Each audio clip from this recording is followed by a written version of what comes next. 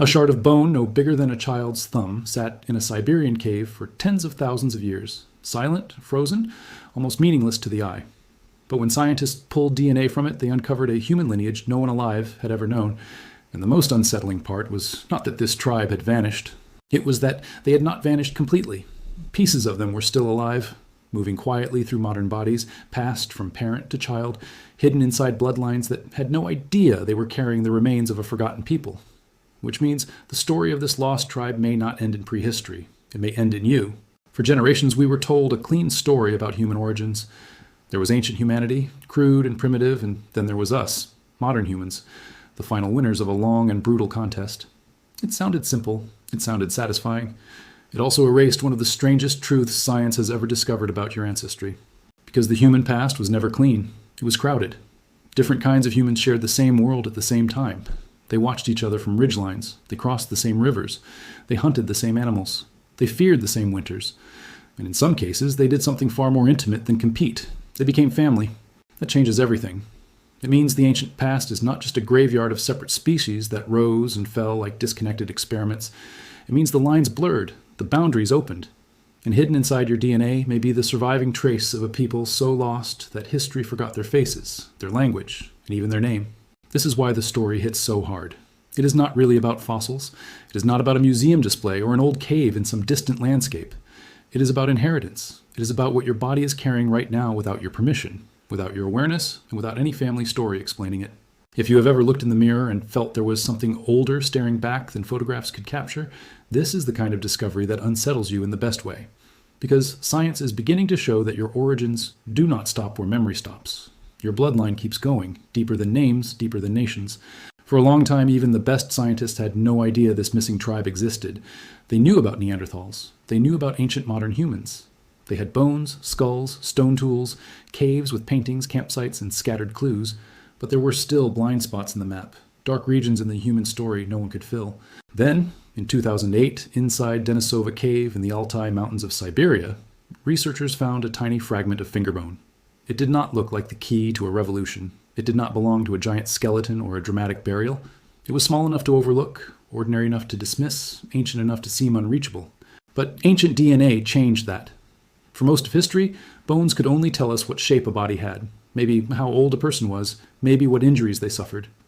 DNA told a different kind of story. DNA could reveal family ties, migrations, and relationships invisible to the naked eye. It could expose the hidden architecture of ancestry. When scientists sequenced the DNA from that fingerbone, they expected a familiar answer. Maybe it belonged to a Neanderthal, maybe an early modern human. Instead, the genetic code came back as something else entirely. Distinct, unknown. Not fully one, not fully the other. It belonged to a human group no textbook had prepared anyone to see. That moment was like hearing a voice where everyone assumed there was only silence. An entire people emerged not through a statue, a chronicle, or a kingdom, but through a few molecular traces locked inside ancient tissue. A ghost tribe stepped out of darkness, and suddenly human history became less like a ladder and more like a crowded crossroads. These people were named the Denisovans, after the cave where their remains were found. We still do not know what they called themselves. We do not know the stories they told their children, or how they mourned their dead, or whether they sang at night around the fire. Their world is mostly gone. Their separate identity disappeared, but not their blood. That is the part that makes viewers lean closer. Denisovan DNA still exists in living populations today, especially among people with ancestry tied to parts of Asia, Southeast Asia, Oceania, and the Pacific. In some groups, that inheritance is not tiny at all. It is significant enough to remind us that extinction did not happen cleanly. Somewhere in the deep past, long before cities, before writing, before borders, your modern human ancestors met these people, not in theory, not as an abstract contact between categories. In the real world, on real ground, under real sky, they saw each other, they judged each other. And then, in at least some cases, children were born. That single fact is more powerful than almost any myth of ancestry, because a child is proof that difference became continuity. It means two lineages crossed a boundary and life kept moving. One family line did not stop. It braided. It carried something ancient forward. And now, thousands of generations later, parts of that encounter are still with us. Think about how fragile that was. One meeting in a valley, one season of migration, one alliance formed under pressure, one mother carrying a child through cold, one infant surviving a fever, one family finding food before winter closed in. History often turns on huge events, but ancestry often turns on moments so small no one records them. And yet those moments can outlive empires. For centuries, people were taught to imagine ancestry as something pure, something clean, something almost sealed. This bloodline belongs here, that people belong there. But the deeper we look into the ancient world, the more that fantasy collapses. Human beings were always moving, crossing, adapting, borrowing, loving, and absorbing one another. That is why the Denisovans matter so much. They are not just an interesting side branch in a science documentary. They prove that the human story is more intimate than we thought. The bodies of living people preserve evidence of forgotten relationships, forgotten children, forgotten acts of trust or desire, long after every visible trace of those lives is gone. And the strangest part is how little of them we have found. A finger bone, a few teeth, bits and fragments. Compared to the size of their genetic legacy, the physical remains feel unbelievably small. It is like trying to reconstruct an entire civilization from ash. Their bodies nearly vanished, yet their inheritance survived more clearly than their faces. There is something haunting in that. A people can disappear so completely that no written memory of them remains, no legend keeps their name alive, no monument bears their image. And still, they keep moving forward inside the descendants of those who met them. They lose their world, but not every part of themselves. Some fragments escape oblivion. That forces a harder question. What does it really mean to vanish? If a tribe loses its language, its separate culture, its homeland, and its identity as a distinct people, but some of its genes live on in millions of descendants, is that extinction or transformation? Science can describe the mechanism. Emotion is left to wrestle with the meaning. Because this is not a clean survival story, it is survival with grief in it. The Denisovans did not continue as a thriving civilization with descendants who still remember them by name. They were absorbed, reduced, scattered into later populations. They survived biologically in part, while culturally they fell into near-total darkness. That is both beautiful and tragic. Imagine one Denisovan mother in a mountain shelter. Evening is dropping fast, the air is thin and sharp. A child beside her is restless with hunger. Somewhere beyond the firelight, another human group has entered the region. Strangers carrying different tools, different habits, different fears. She does not know that the future is arriving outside her camp. She only knows that winter is coming. Maybe the first encounters were violent. Maybe some were cautious, tense, watchful. Maybe people observed each other for weeks from a distance before approaching. But eventually, at least in some places, suspicion gave way to contact. That could have happened through trade, through necessity, through shared danger, or through the oldest force in human history, need. When environments are harsh enough, purity becomes a luxury people cannot always afford. If another group knows how to survive thin air, track local prey, recognize poisonous plants, or navigate dangerous seasons, contact becomes valuable. Ancient humans did not live in a world of neat theories. They lived in a world where one useful lesson could save a child's life. That is why Denisovan ancestry may have mattered so much. In modern Tibetan populations, one gene linked to thriving at high altitude appears to have Denisovan origins. In simple terms, that means a lost human group may have passed on a biological solution to low oxygen environments, and that solution still helps living people breathe more efficiently today. Pause on that for a second. A vanished tribe may still be helping modern humans survive above the clouds. An ancient adaptation, shaped by lives no one remembers, may still be at work every time someone with that inheritance moves across the high plateau without gasping. That is not a poetic metaphor. That is an inheritance with consequences. And it tells us something humbling. Modern humans did not always conquer new worlds by brilliance alone. Sometimes they succeeded because they met people who had already been shaped by those landscapes for immense stretches of time. What we call progress may partly rest on biological gifts borrowed from human groups old history barely knew existed. That changes the emotional temperature of the story. It means ancient encounters were not random side notes. They were survival exchanges. They were moments when the future of one population may have depended on contact with another. A forgotten tribe, written out of history, may still be quietly helping descendants live in places that once would have killed newcomers. Then everything becomes personal again. Because once you understand that, ancestry stops being decorative. It stops being a list of percentages on a screen, something people compare over coffee. It becomes a record of who kept your line alive, even if they never knew you were coming. Your bloodline is not just a sequence of names. It is a chain of borrowed survivals. And some of those survivals came through people who did not fit neatly anywhere.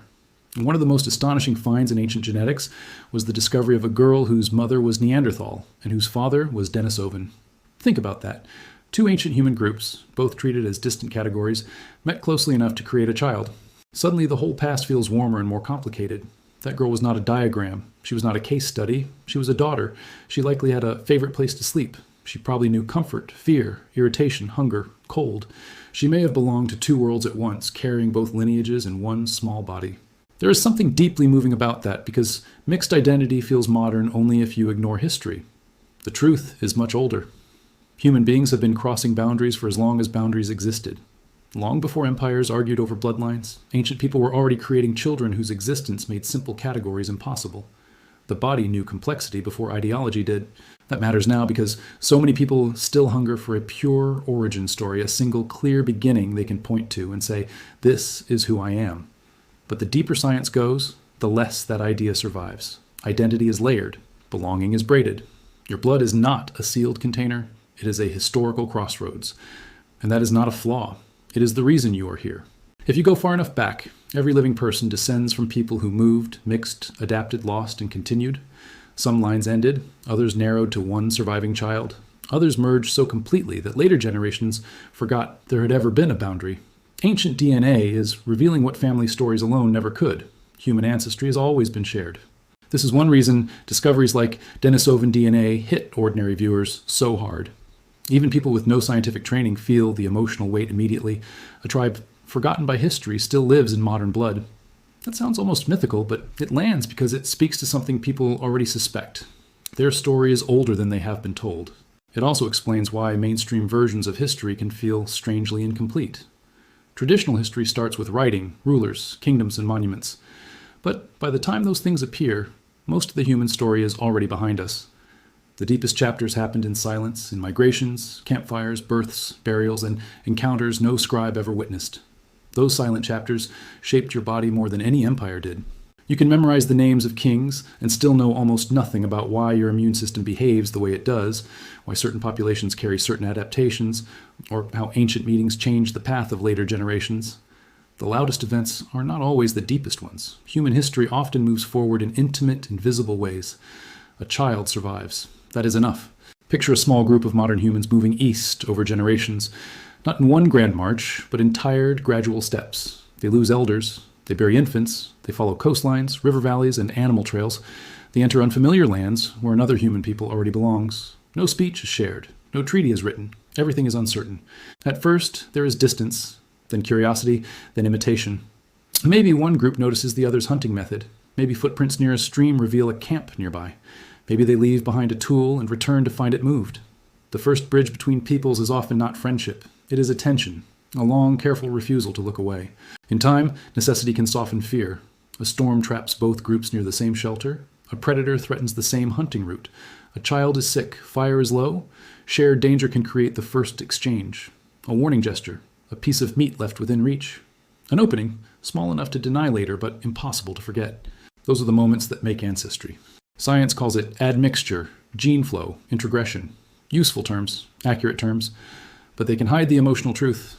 Those cold words really mean individuals met and life continued. They mean someone took a risk, someone crossed a line, someone trusted long enough for a child to exist. And that child became part of the future. That is why your body is so much more than biology. It is evidence, living evidence that ancient human groups did not remain forever separate.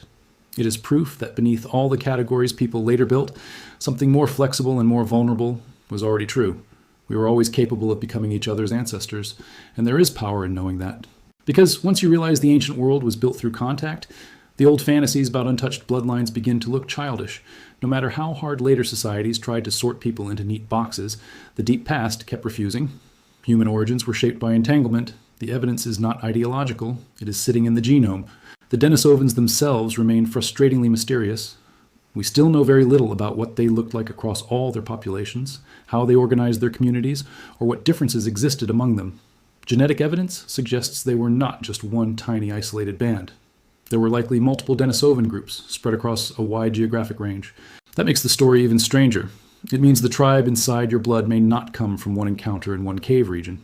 It may reflect several meetings in different places over long periods between different Denisovan groups and different modern human populations.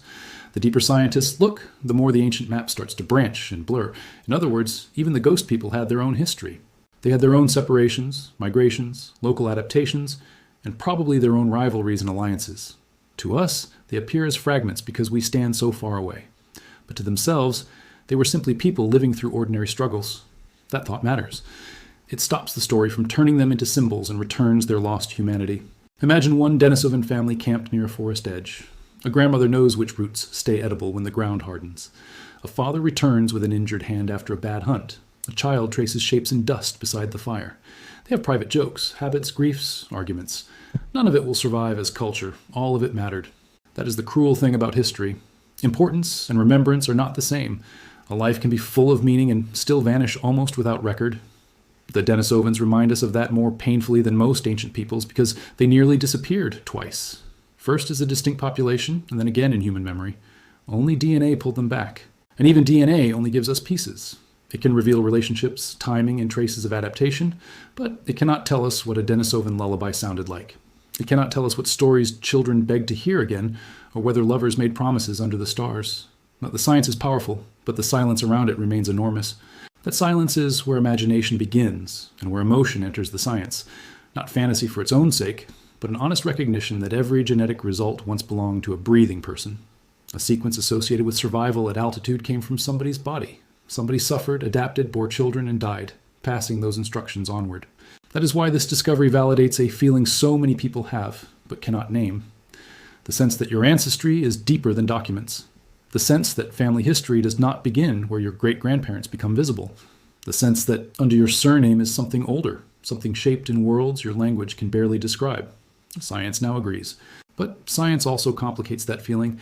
It does not give you a single noble tribe to claim like a costume. It gives you a far more unsettling truth. Your lineage, like almost every lineage, was built by mixture, uncertainty, and encounters across difference. The deeper you go, the less pure identity becomes and the more human it feels. That can be uncomfortable. People often want ancestry to provide certainty, a fixed point, a simple answer to who they are. Ancient DNA does something else. It opens the floor beneath you. It says your body is a collage assembled over immense time, shaped by people who would never all recognize one another as kin. And yet they are. That should not weaken belonging. It should deepen it. Because once you understand that your existence depends on a chain of survival stretching through many kinds of humans and countless lost communities, it becomes much harder to see yourself as separate from the wider human story. You stop standing at the end of a line and start standing inside a web, a dense, ancient web of inheritance. And some threads in that web are still visible in startling ways. Denisovan ancestry is especially strong in populations connected to places like Papua New Guinea and parts of island Southeast Asia. That alone suggests ancient humans did not just brush past each other once. They met repeatedly enough and deeply enough for that inheritance to persist. Imagine the journeys behind that. Coasts crossed in stages, forests entered without maps, islands reached by courage and luck, families carrying children into lands where every sound after dark meant danger. At every step, the future was fragile. Every adaptation mattered. Every encounter might mean death, knowledge, or a new branch of ancestry taking root. There is no way to tell those journeys honestly without feeling awe, not because ancient humans were mythical heroes, but because they were ordinary beings enduring extraordinary conditions. They were tired. They were cold. They were hungry. They made mistakes. They lost people. And still, they kept going long enough for descendants to inherit their victories. Maybe that is why the story lingers. It is not just about where humans came from. It is about how much survival costs. When you hear that an ancient tribe still lives inside your blood, what you're really hearing is that your existence was purchased through thousands of acts of endurance, many by people history forgot. Some of those people may even have carried mixed identities that made their lives more complicated. A child born between populations might have been a bridge, but bridges can be lonely places. We cannot know how those children were treated, welcomed, distrusted, valued for alliances, viewed as outsiders. Human societies are rarely simple, especially under pressure, and yet those children mattered enormously. Without them, entire lines of inheritance would have ended. The future often depends on people who do not fit neatly into the categories around them. That was true in prehistory, and it is true now. One of the oldest lessons hidden inside ancient DNA is that complexity is not a glitch in the human story. It is its engine. That is why this science resonates beyond anthropology. People living with layered identities today, carrying more than one ancestry, more than one culture, more than one language, often feel pressure to simplify themselves. Ancient DNA says something quietly radical to them. Mixed belonging is not new. It reaches back before writing, before nations, before memory. So when you hear about Denisovans in your bloodline, it is not only a story about a lost tribe. It is a story about how every rigid boundary eventually breaks under the pressure of real life. Hunger breaks it. Love breaks it. Migration breaks it. Curiosity breaks it. Children break it. Human history keeps refusing neat walls. Even the cave itself tells that story. Denisova Cave was not used by one people in one moment. Evidence suggests that over vast spans of time, different human groups occupied or passed through it. Neanderthals, Denisovans, modern humans. One shelter, many peoples, across ages so long that our minds struggle to hold them together. That image is hard to forget. A single cave in darkness and cold, receiving different branches of humanity over thousands of years. Fires lit, extinguished, lit again by unrelated hands. Children sleeping where others had slept before them, never knowing it. The cave becomes a stage on which forgotten human dramas overlap like shadows. A place like that collapses distance. Suddenly the ancient past does not feel empty. It feels crowded, almost intimate. People were there. They worried about the weather there. They cooked there.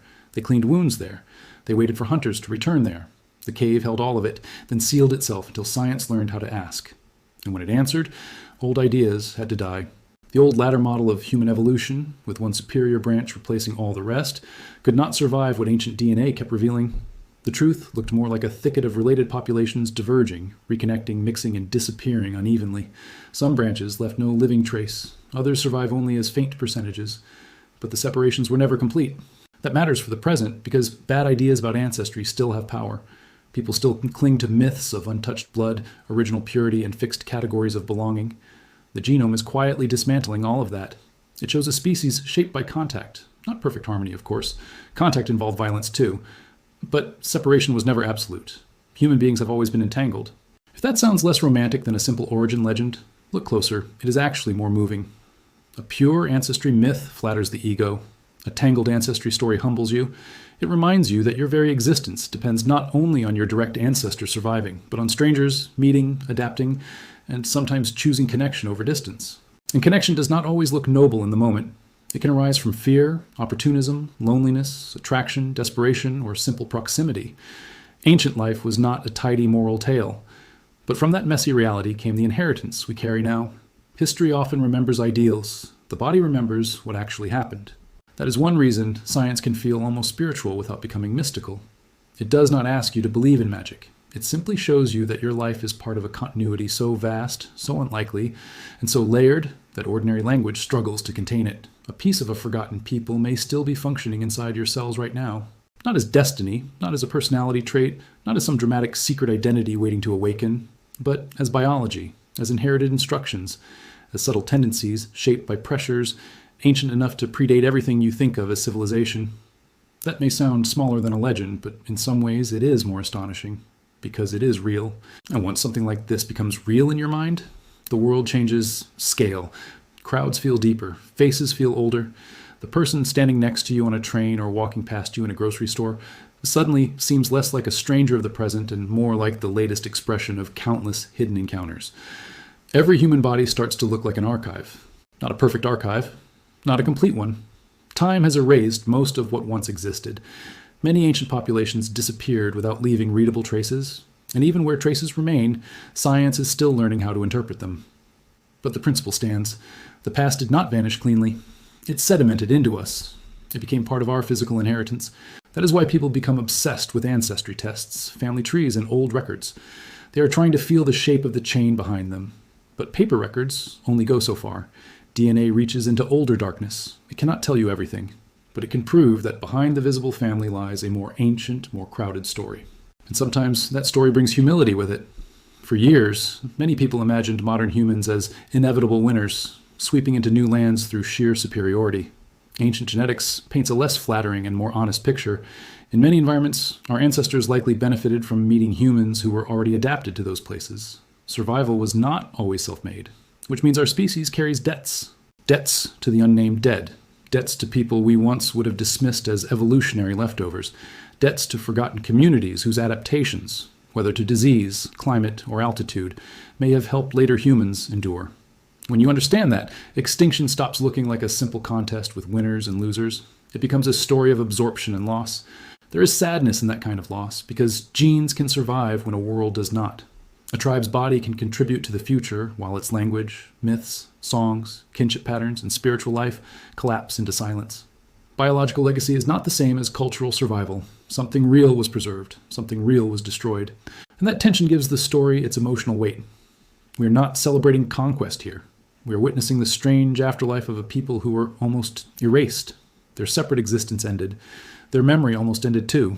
but fragments of them remained embedded in descendants, waiting for science to recognize that the dead had not fully let go. There is something tender about that. Not triumphant. Tender. A people so forgotten they had no known name still reached the future. Not through monuments, not through scripture, through births, through mothers carrying children, through bodies surviving long enough to pass on one more layer of inheritance. The most ordinary human act became the vehicle for the most extraordinary continuity. That is the kind of survival history rarely honors. Maybe that is why the story lands so deeply with ordinary viewers.